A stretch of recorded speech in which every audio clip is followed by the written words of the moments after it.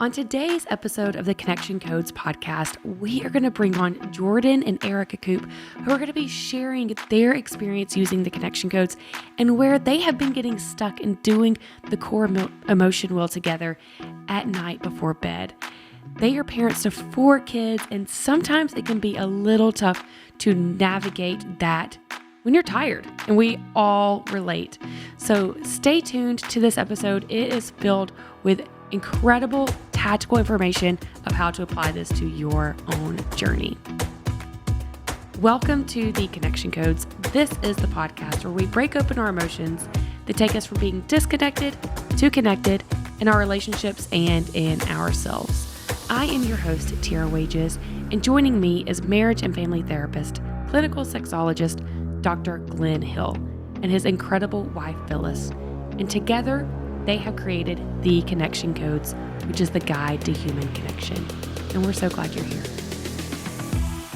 Wow. Well, it is so fun to be having a podcast today with Erika and Jordan Koop from way up there in Canada, but not just like way up there in Canada, but like west northern corner of Canada. Aren't you like neighbors with Santa Claus?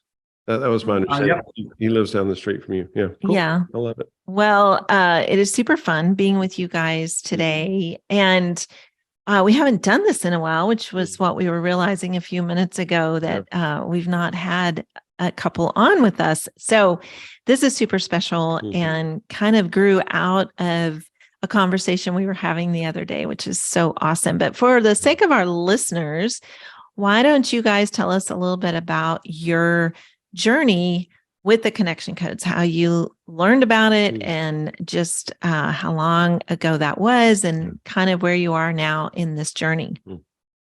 Well, we got onto the Connection Codes thing because Erika recommended a book to me by a guy who had his doctorate in sexology. So I immediately jumped on it and read the book. Convinced right then. Yeah, completely convinced immediately.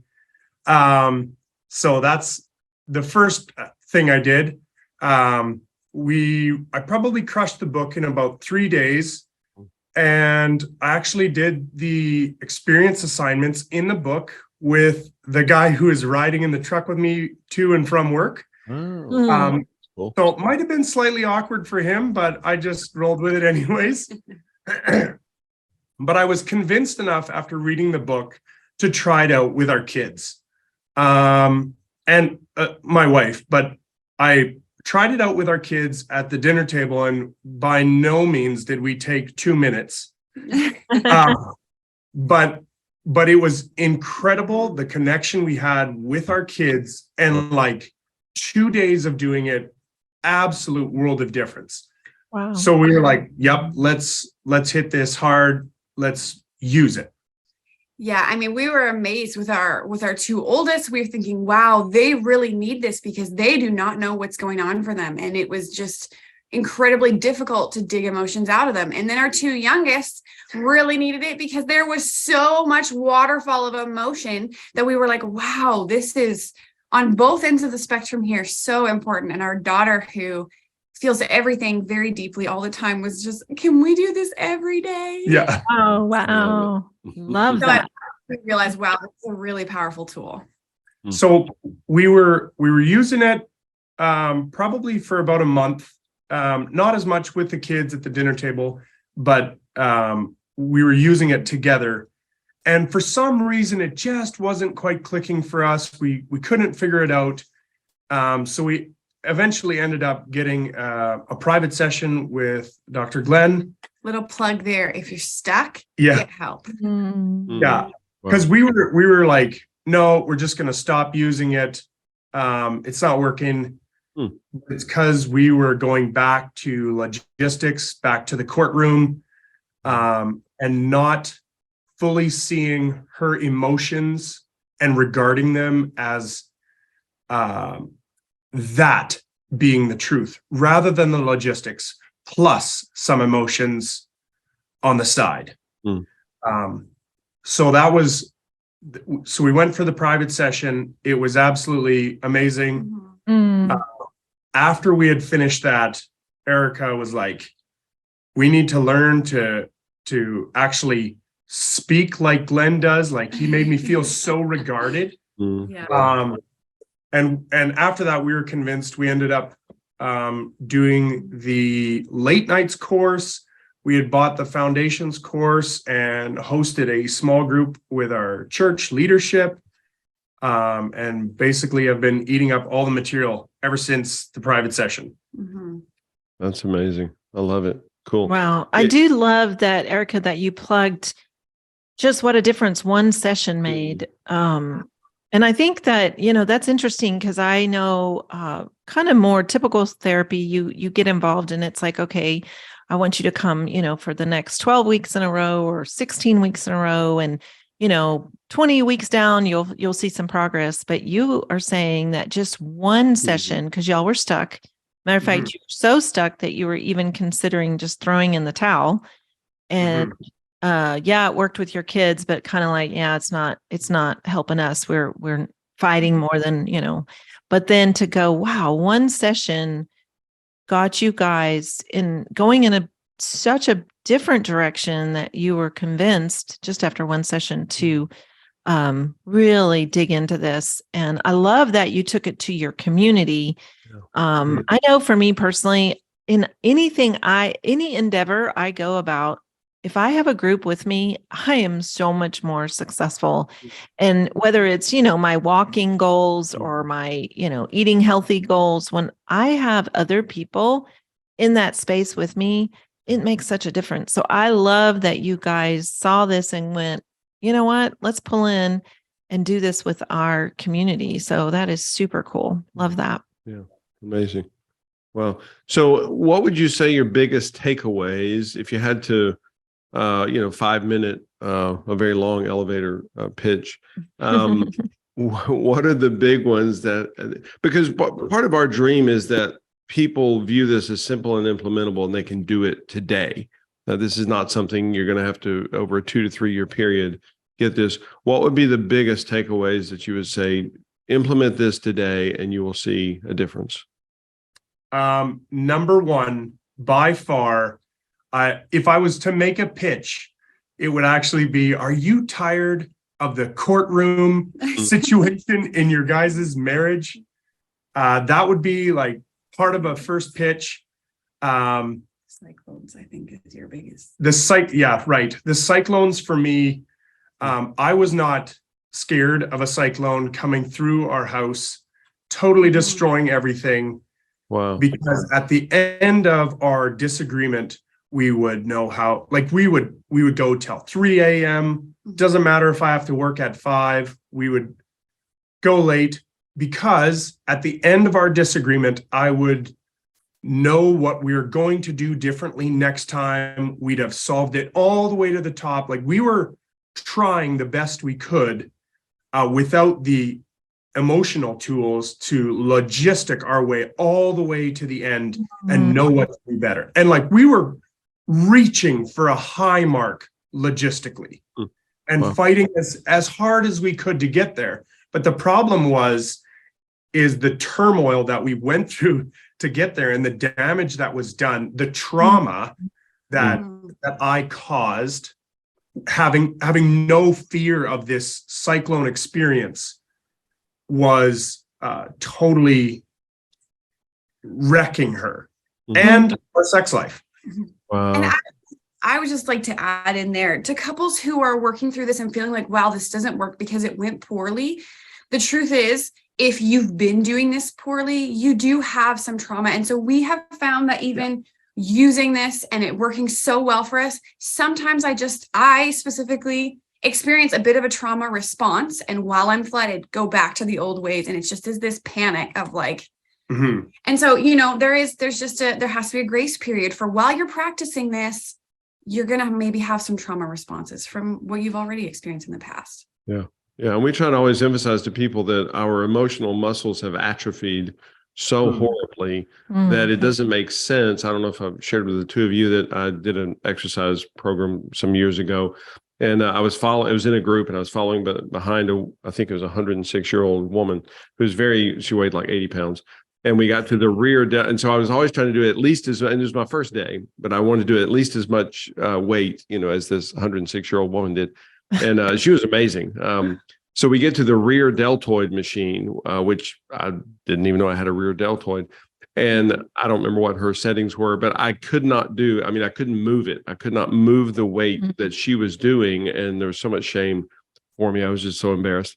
But I think I put a paper clip on the thing or something. But apparently my rear deltoid muscle was so atrophied, as a therapist, apparently I don't use my rear deltoid muscle very often. And I just couldn't budge anything. It was ridiculous. So, over the days and weeks, I began exercising that muscle, and then I could do it. And I'm like, wow, that's weird. Now I can do this exercise. Well, that muscle was just so unused. Well, for most of us, our emotional muscle is so unused that the first day we attempt to do this, you can do it, but you may barely be able to budge it at all. And then you keep doing it for days, for weeks, and then you start picking up speed. And we're amazed by that. And we share that a lot, just that, we process through stuff in 30 seconds almost all the time. And that's startling to me because 25 years ago, that was a 3-week conflict, 3-week disconnect, so much pain in that. And that's another key point, Jordan, just that once the tornado rips through your house, it may take you a year to rebuild what the tornado did in 2 minutes. And nobody's high-fiving after the tornado leaves the neighborhood. It's like, yeah, the tornado's gone. Well, yeah, but dude, look at your house. It's wrecked, and it's going to take you a year to rebuild. So we don't really win in that situation. And you mentioned, Erika, just the trauma response, the triggers that hit us are going to carry over for a long time. It's interesting, Jordan, the way you even verbalized all of that with a smile on your face, by the way, about that. You wanted to get to the end logistically so you would know what to do different next time. And that sounds very, very familiar to me. You've read books about people like that? I'm married to someone, and that was our life. And it didn't matter if it went to 3 a.m. because the objective was so great. Like, but you see, if we stick with it till the end, then next time this won't happen again. And of course, there would be a next time. And it might take 3 months, but there would be a next time. And, even now, because of the trauma of that, I will start sentences with Glenn where I say, I'm feeling some fear, and he'll slow down. That's always like the red flag where he'll go, oh, babe, what's happening with fear? What am I missing? And I believe that is my body experiencing the fear comes from the past, from my body remembers the hours and hours and hours into the 3 a.m. where, yes, I didn't have to get up at 5 to go to work, but I had babies and children, and there was no way to take the next day off to recover from that. And, it is kind of to realize that even down this road that we've now been on a long time, my body still responds that way. And so it's really important to know, for me to just show up authentically and go, experiencing some fear, it tunes him in, and then he is slowed down, I'm slowed down, and then whatever the next sentence is, and sometimes he'll go, babe, what was happening with the fear? Even after I say the thing, and I go, oh, fear of conflict, like fear that, and he'll go, oh yeah, I get that. Because that is where we lived for so long. And so that trigger response makes sense when you think about it. Yeah. And it's so fascinating to me because the majority of the time, well, and as a side note, we're able to joke about it some now. It was not funny back then. And I feel so much sadness and guilt and shame because I thought the opportune time to have these 3.5-hour conflicts was about 11 p.m. because we're not doing anything now. So we got the time. And again, this poor girl, we've got babies and they're going to wake up at 6 a.m. They're going to be rolling early in the morning. And she literally would, and again, so much sadness that because I instigated this thousands of times, not twice, not 10 times, literally thousands of times over the decades. And this poor girl would stand up and pace beside our bed. And I'm talking about at 1 a.m., 1:30, 2:30, which I would be offended by that too. And I would get mad about that. And I'd be like, why are you pacing? Well, you do not even want to talk to me. And it was just this horrible cycle that turned into a cyclone so quickly. And we were just clueless and we were toolless. We had no idea what to do. But the problem is all of the pain later, the trauma. And as Phyllis said, even to this day, literally, it affects her. She gets triggered very quickly. And what I started to say is, I think the vast majority of the time she'll say, oh, I'm feeling some fear. I go, oh, what's happening with fear? What am I missing? And she tells me, and then she tells me the thing that she felt fear about sharing with me. I don't want to say 100%. I think it's in the 90% of the time. I'm just like, oh, great. But she's triggered with the trauma of it. And she thought, her body's just going, oh crap, this is going to be a big 3-hour conflict, which we don't even do that anymore. I mean, hardly ever, but that's still what's happening with her body. And I'm always intrigued that she says what she's going to say. And I'm just like, okay. And but her body still remembers that pain, that trauma experience. Yeah. Wow. That's amazing. I want to just go back for a little second because I think it'll help when we ask our question. When you were talking about what's for us, we had a little bit of a unique situation. Maybe it's not super unique, but I would, about the emotional muscle and its atrophy, I had an easy time sharing my emotions. And Erika was very practiced hearing my emotions. Maybe not regarding them. We were, like you said, a little bit toolless there. We were just kind of flying by the seat of our pants. But on the other side, Erika sharing her emotional experience with me and me regarding her emotional experience was totally atrophied. We had zero ability there. So I think that will kind of help our listeners understand our question as well. Yeah. Okay. Well, let's jump into the question. Okay. Well, but actually, before I ask the question, I really wanted to kind of share my takeaway because I have a big takeaway that I think is a little bit different. I think that just for me, this has gone so much farther than my marriage and my parenting. And I really want people to know I'm a completely different person because of this. And I've always dreamt of being a person who knew how to care for people and that was so warm and soft. But I did not actually know how to do that because I didn't know how to connect. And I had this very outgoing and friendly shell. And I could not be vulnerable with people. And now you guys have given me the tools to actually care for people. I feel like I know how to care for people.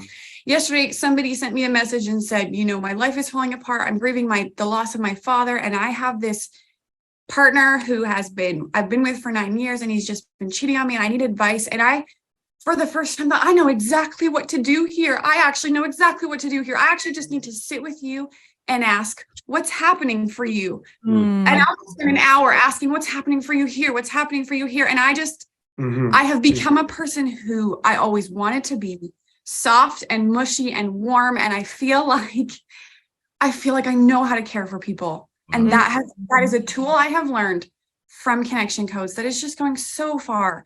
Even if they don't know Connection Codes at all. Right. You just ask a question. What's happening for you there? And then they just take another little piece of that pie, just take another bite. Wow. It's phenomenal. That now I know what she actually needs is just to process this massive flood of emotions. Wow. That is so incredible. I love it. Cool. Wow. I love that. Just the simplicity of that, but yet, Erika, the power of being that kind of friend.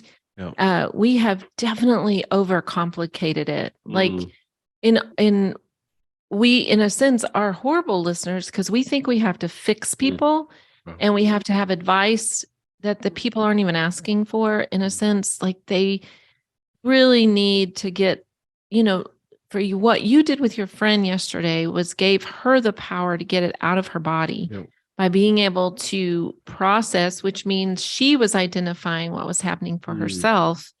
And that is so rich and incredible. And I think that, I always say the simplicity of these tools is amazing, but when you see them work, like when you see with a person, and it's interesting, we had someone send an email in this week with a question about she's new to connection codes. It's working great in her marriage, but she has a best friend that she feels that she's losing. And she said, I want to use the connection codes, but she doesn't know anything about connection codes. And she's someone who doesn't regard emotion. She's someone who kind of goes immediately to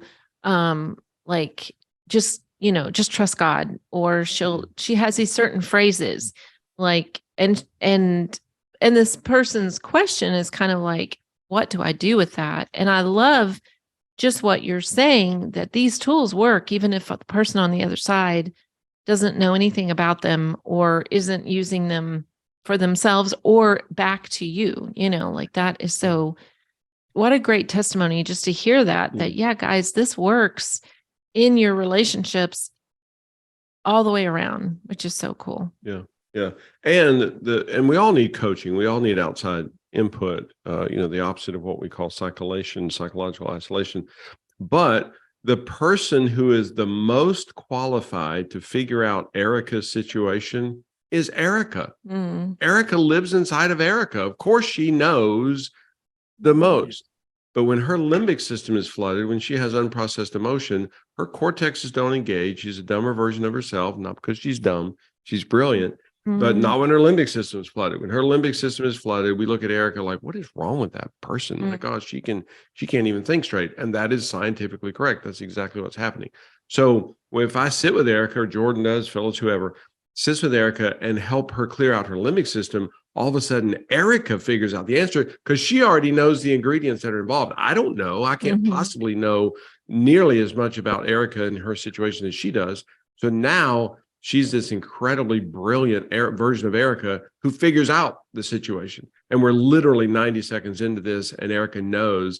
And now Erika's empowered for next time, where she's like, dang, I figured that out. Like literally 5 minutes ago, I was clueless about the best choice, the right answer, the thing to do. And now I get it. Well, now she's incredibly empowered that, okay, maybe I do have some competence in living life, and she becomes more and more powerful. But nothing changed except that she processed the emotion. And the other person doesn't have nearly as much wherewithal to figure out her situation as she does once her limbic system is cleared out. That's really cool. Okay, keep going. Okay, well, so when we just talked with you guys the other day, I had a question before we ran out of time. And so you guys had wanted me to share that question with all of the listeners. So when I'm actually finding it really rewarding and wonderful to share emotions real time. That's becoming quite a bit easier for me. But for some reason, the best way I can describe it is, when your kids are hanging all over you and they've just been touching you all day and you just feel touched out. And it's not that you don't love physical touch. It's not that you're against physical touch or you want your kid, especially not your children. It's just you actually need a break. Sometimes when we're doing the core emotion wheel, and I'm actually digging for every emotion, finding one for everything. And then sometimes I'm like, well, I didn't experience that one, or I already shared that one with you earlier today. And my completionist husband will say, well, you have to say something for this one, so just repeat it again. I actually am experiencing a similar overstimulated feeling. Like I honestly feel it. That's how it just feels. I don't feel mad. I don't feel like I need to protect myself. I just feel kind of overstimulated. And it feels similar after, like I almost need a break from connection, which I feel a lot of guilt about. Like, what's wrong with me? But yeah, so I'm not sure if anybody else is experiencing something like that, but. Well, I do have some questions. What time of day are you guys trying to do the core emotion wheel? Nighttime. What time? Like 7 p.m. early or? Falling asleep. And then he's like, wait, we forgot to do it. Okay. So what time would that be? 10:30, 11. Oh. Okay. Okay. So I wouldn't have said, oh, I know. I could have guessed, right? But I didn't want to do that. I wanted you guys just to go ahead and tell me, because I know that for me, and Glenn has often shared this. So if you've listened to a lot of our podcasts, you know that around 10 p.m. I'm kind of done for the day.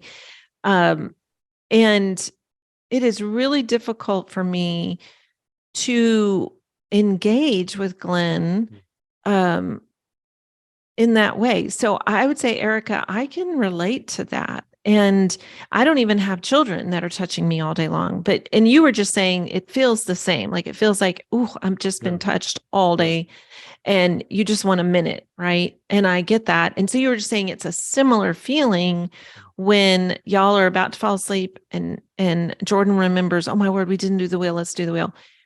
And so I think that kind of the idea of that makes sense to me. And it's interesting because I think with the two of us, Glenn is so different, right? As far as just his sleep habits, he's shared this often. He gets really sad when it's time to go to bed, like a little kid. Only every night. Only every night he gets sad, like, oh, I don't want to go to bed.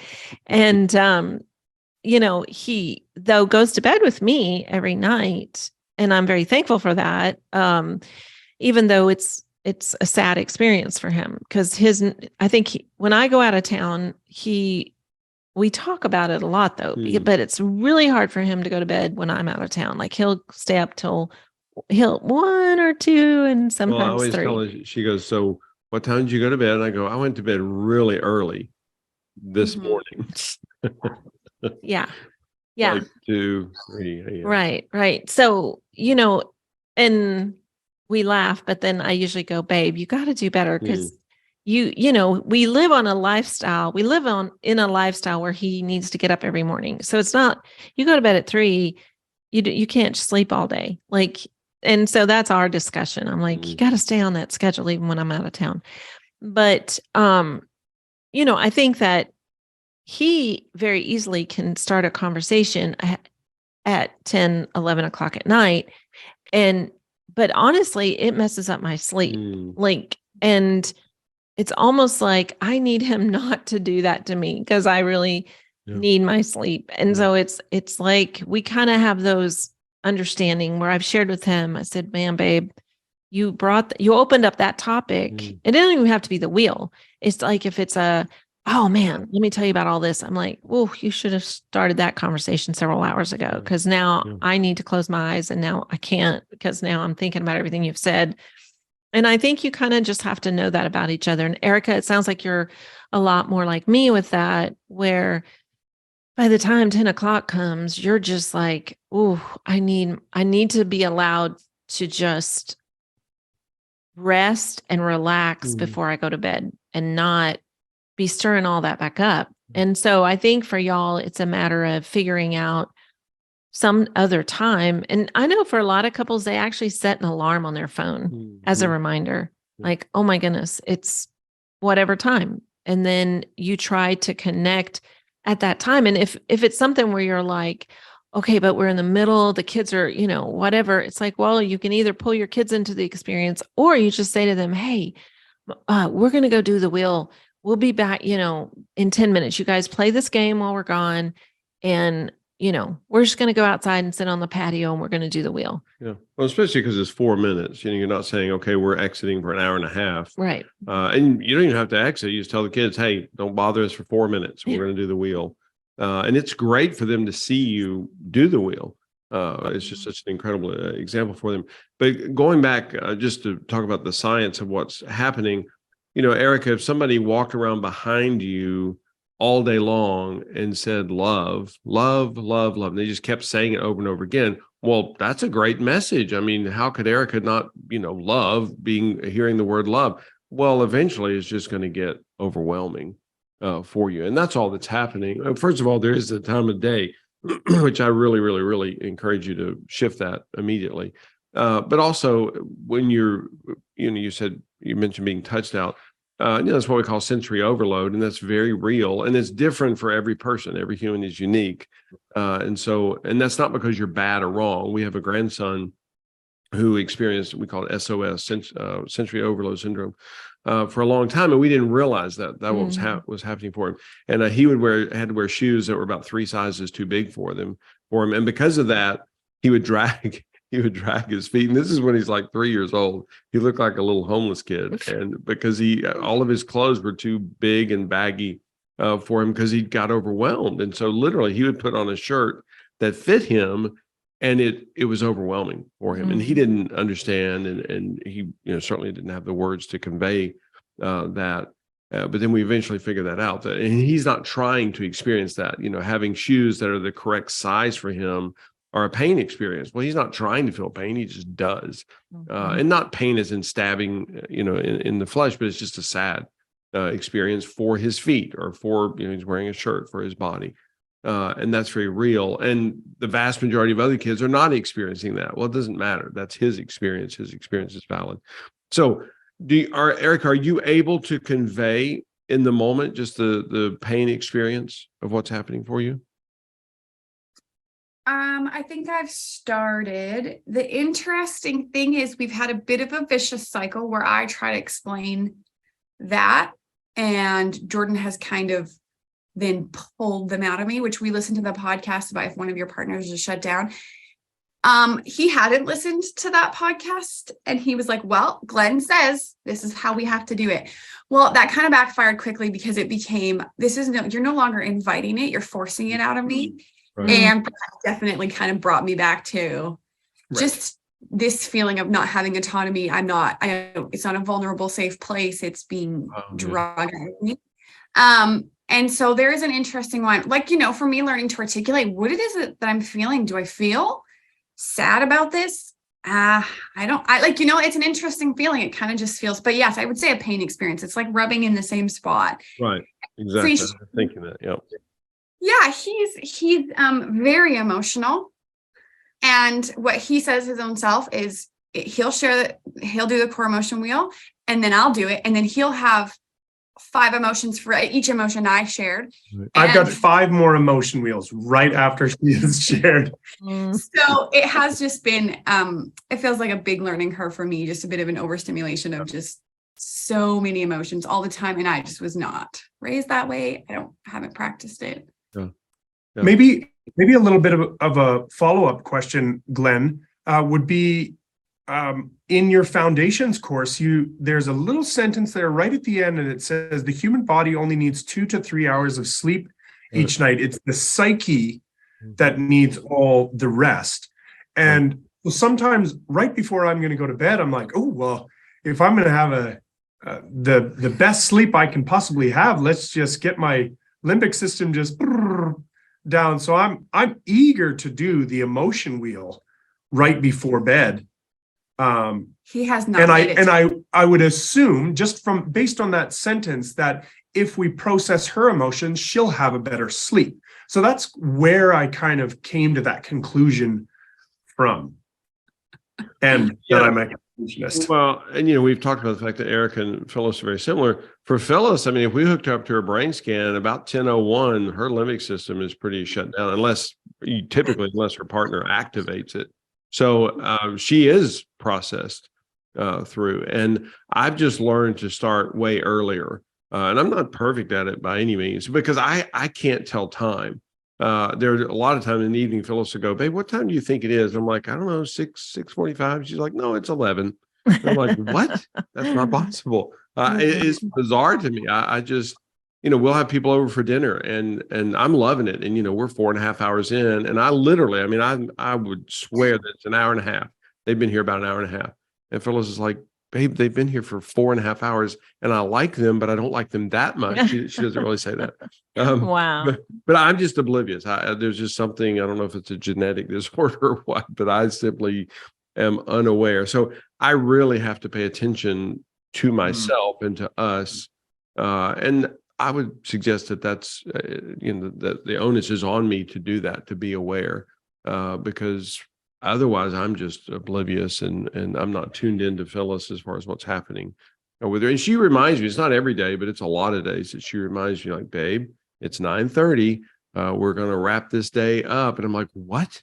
I, I, I just felt like a great opportunity to get some stuff done. This is great, and no, this is a time to shut things down. And that's difficult for me. And it's a pain experience, as we said earlier, every day. So, Jordan, if you want to dance with this girl, just to realize that, okay, I got to become more aware. And I, Jordan, don't like it. It's a pain experience. It's a sad experience. Maybe every day you can tell the girl that she can ooh you. Doesn't mean she needs to do anything differently.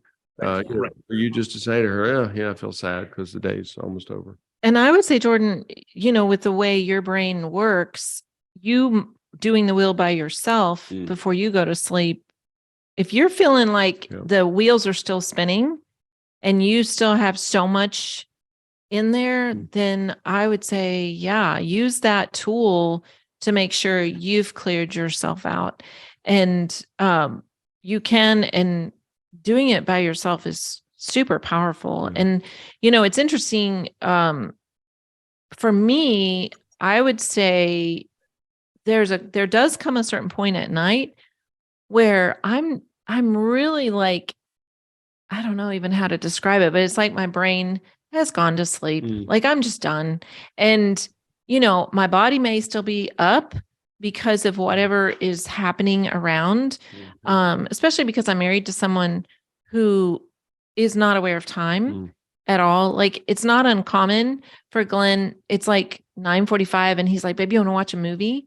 And I'm going, it's 9:45. Like watch a movie. Then we're up till midnight. Like, and he doesn't do the math. He's super smart, but he's not aware of time. And so he doesn't even think. It's just like, oh, wow, our day's over. We finally got into our part of the house, our suite. And he's like, you want to sit down and you want to watch a movie? And it's like, he's a little cup of tea. Yeah. He's like this little kid who's on vacation all the time, and even that, you want a cup of tea? And I'm like, babe, it's 10 o'clock at night. Like if I drink a cup of tea now, unless it's like chamomile tea, but then even that, I know with him saying, do you want a cup of tea, that he's actually thinking we're about to get started on, whatever, like fun. Yeah. Instead of realizing, for me, I'm already sailing into the time of night where I'm ready for everything to get really quiet and still. And so we're just so different in that. And I would say, just from what you've shared, Jordan, you're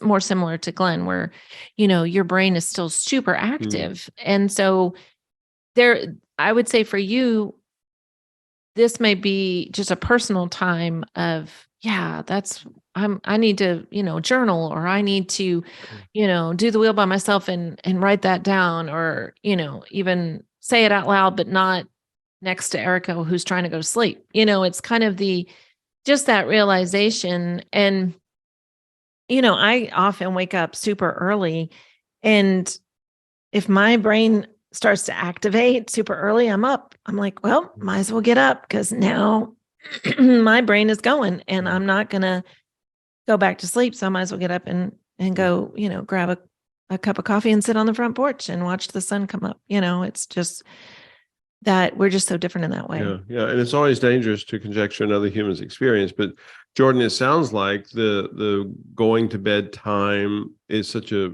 you're flooded with joy because you're ready to do something. You're ready to do the next thing.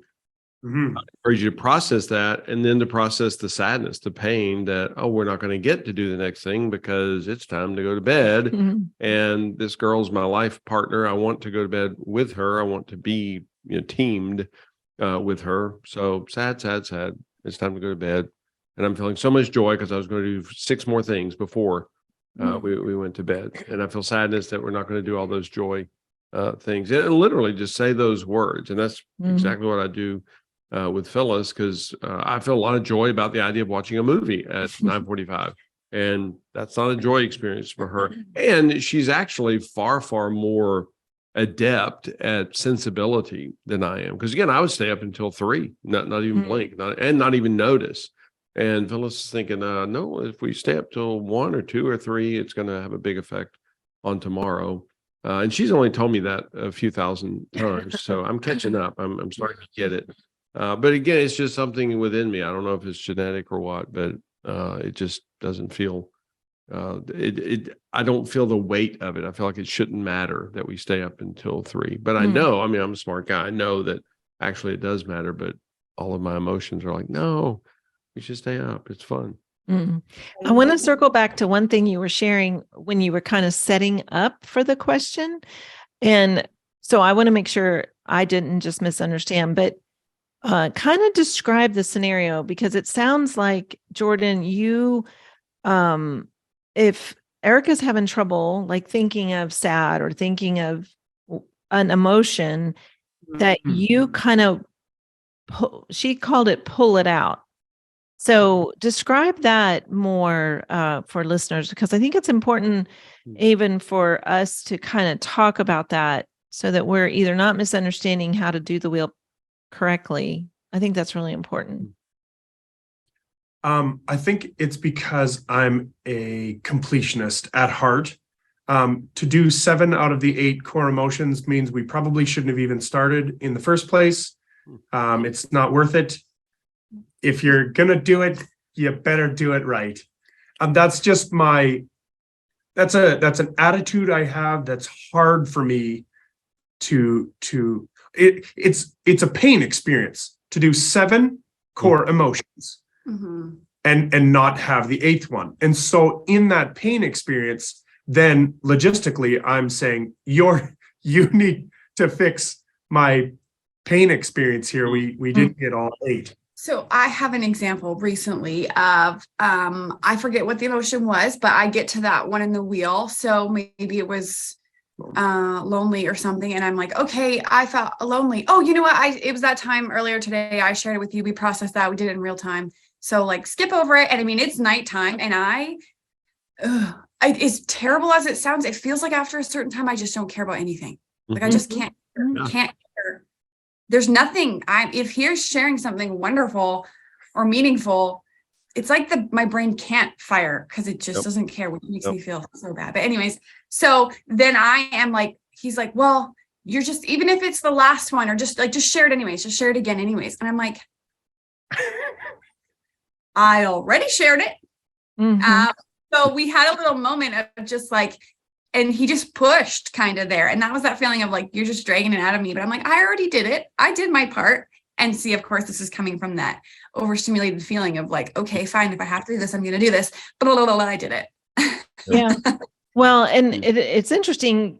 And in a minute, we should have prepared you, but we end every episode with a core emotion wheel. So we were going to ask you guys to do it. So there, I gave it to you 60 seconds ahead of time. But is to also realize that if you're doing the wheel later in the day, so we already need to fix the fact that you don't need to be doing them late at night. So kind of got to move this up to a different time of the day. First thing in the morning over a cup of coffee is great. Or whatever time y'all decide where it's like, hey, this works. Let's do it at, whatever time, but make sure it's not late at night. And version of late can be different. For some people, 9 o'clock is late. Like for some people, they go to bed at 8. So you have to decide when it's kind of like, my brain is already shut down. So that's one thing. But the other thing is, when you're doing the wheel, even for you to just quickly say like the lonely. So it's the next one that you're going to say, and you go, oh, I felt lonely earlier today. You don't have to give details. There doesn't have to be, and on any of them, it's like it can be super fast. And so it can be a reference without giving the detail, because especially in the one that you're just now sharing, you had already processed it in real time earlier.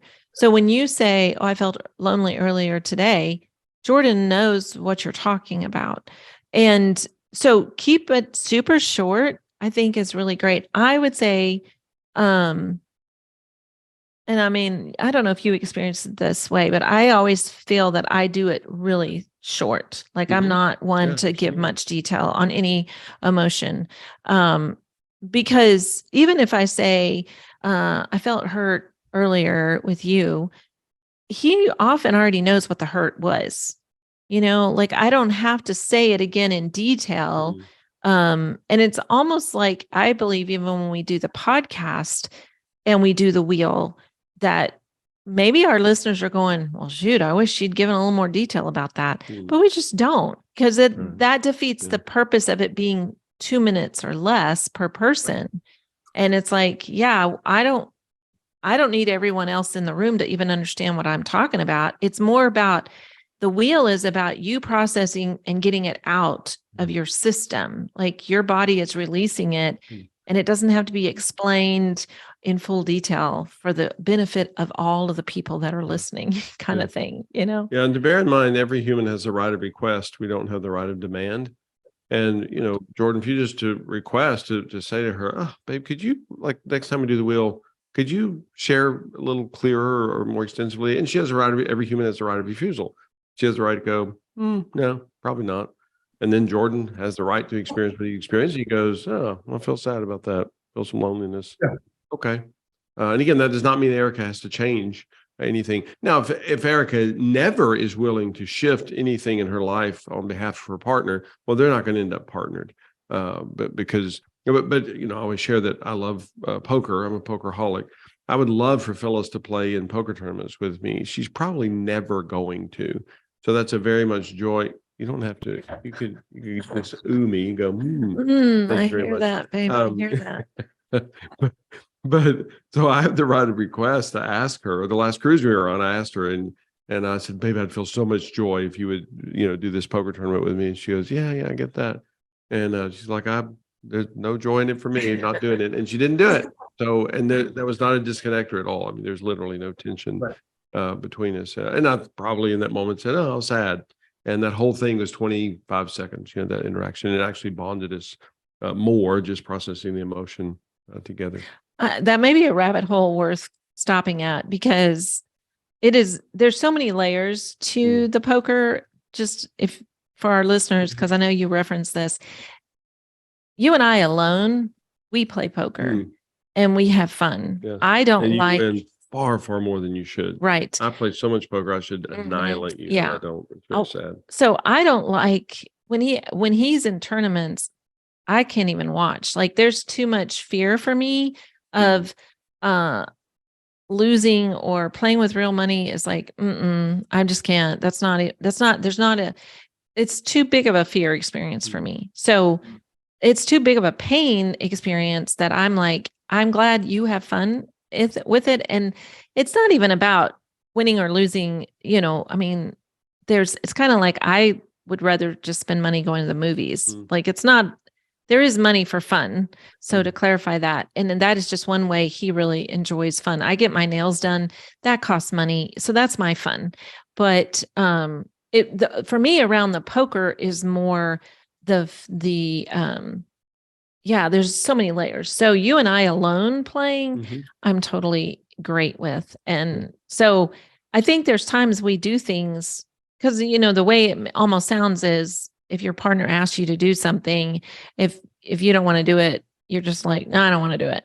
And I would say that's not this, like, because you and I alone will play poker and have fun. It's just tournaments where people are that, to me, like even, you know, people who go to Vegas and I'm like, well, I'll come and stay at the Bellagio, but I'm not ever stepping foot into that casino. Right. So anyway, I think there's ways to enjoy what you do with each other. Sure.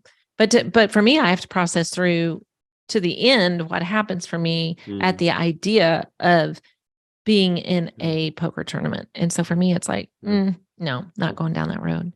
Yeah. Well, this has been super great. And I love even being able to hear y'all's journey and even just the question of how do we do this better? So we actually use the tool as a connector instead of it becomes a pain point. And I'm sure there's other listeners who will really appreciate just how we have really dove and dug into that today with you guys. And so, as we've already mentioned, we end every podcast with doing the wheel. And so we would love it if you guys would do the wheel. Yeah. Just random things. Yeah. Yeah. Whatever. Yeah. Okay. Well, I felt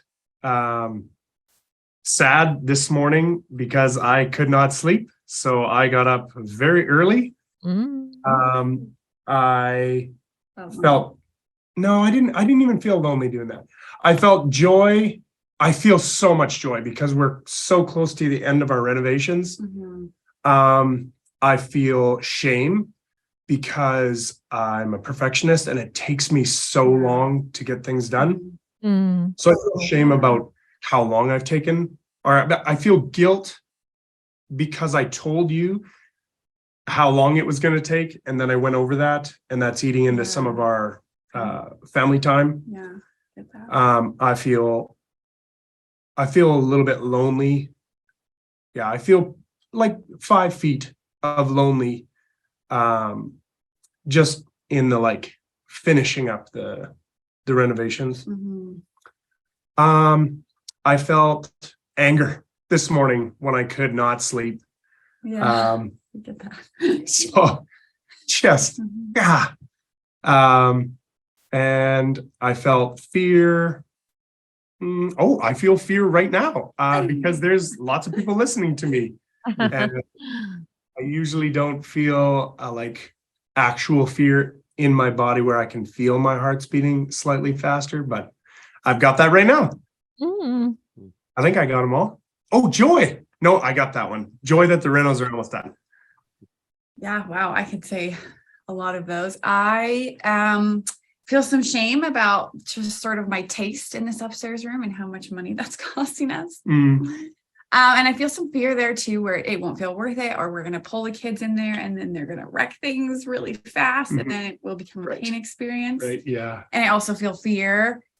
Doing this core emotion wheel, just even listening to you doing this in front of people actually is a very intense experience for me. So I'm experiencing a lot of fear there. I think loneliness and just how I have felt about sleep and how I prioritize sleep and just feeling like that's a bit unsupported.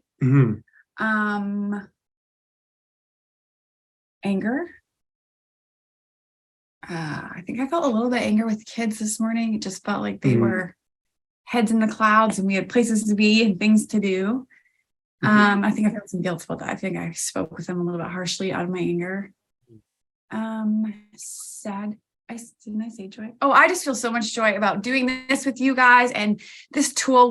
I feel I have a joy experience multiple times a day when I just think about how this is changing our lives. That's super cool. I feel sad that Piper's surprise was wrecked and I don't get to be a part of that. That's kind of sad experience for me. So I have a terrible time remembering them all. Is that it? I think we both skipped hurt. Oh, Yes. wow. Yes, you did. Yeah. I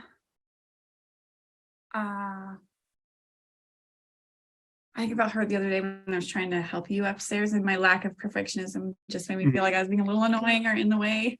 Yeah. I guess I felt hurt when I was sharing an experience with you yesterday, and you responded with, I felt like I'm losing identity right now. Oh yeah. And that hurt that was the response. And we went into it, but it just hurt. Wow. Amazing. Thank you guys Yes. so much. Remarkable. It is so great. I love, and oh man, feeling like we're doing this in front of a bunch of people, and appreciate just your vulnerability and your willingness to come on and be a part of the podcast. It really blesses people. We get a lot of comments when we bring another couple on, because it makes it real. Like, this is real in y'all's lives and this is playing out in your lives. And so we love that. And we just thank you so much for being on this episode. Yeah. So we'll always wrap up by reminding everybody that just like Erika and Jordan, just like Phyllis and Glenn, you need this. And you deserve this. So let's do this. If you are wanting more information on how to apply these tools to your life so you can gain this deep connection and understanding with your partner or with your children, please go to connectioncodes.co/podcast. That's where you can access our free download for our core emotion wheel.